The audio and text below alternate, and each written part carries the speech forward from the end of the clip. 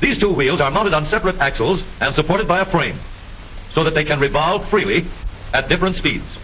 Let's fasten a spoke on the inner end of each axle, so that by turning the spokes, we can turn each wheel separately. With a bar or crosspiece, we can turn both wheels in the same direction at the same rate of speed. Let's get something to hold this bar in place, so that it will press against the spokes. Notice that this support is not locked to the axle.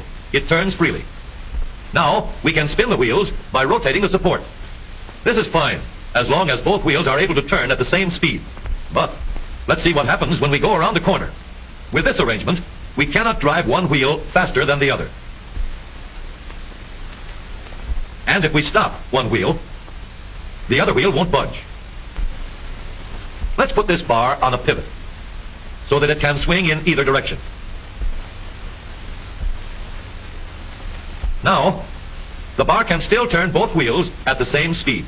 And because it pivots, it lets one wheel turn even when the other is stopped.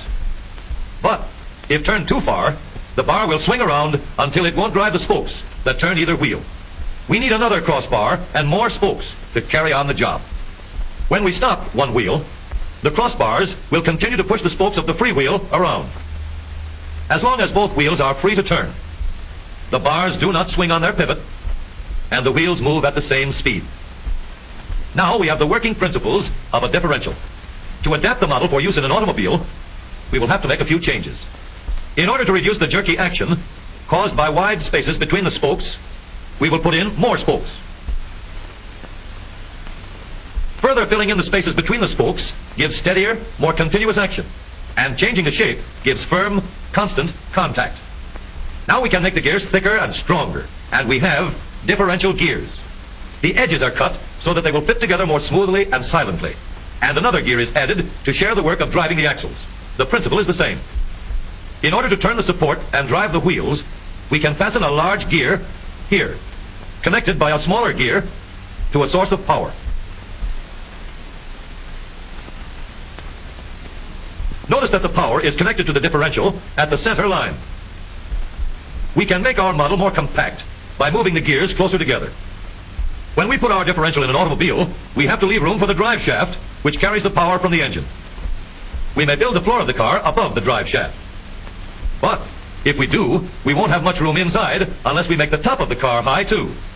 Of course, we could lower the floor and ceiling, but the drive shaft would be higher than the floor. This would have disadvantages. A shaft in the middle of the floor of an automobile would be inconvenient for passengers and would be awkward for carrying luggage. Today, engineers have found a way to make the car roomier and closer to the road without a clumsy shaft above the floor. The drive shaft from the engine to the differential is lowered out of the way, and the drive shaft is connected to the rear axle at the bottom. The new low center drive makes the rear axle quieter, stronger, and more durable, because it gives better, smoother contact between the gears.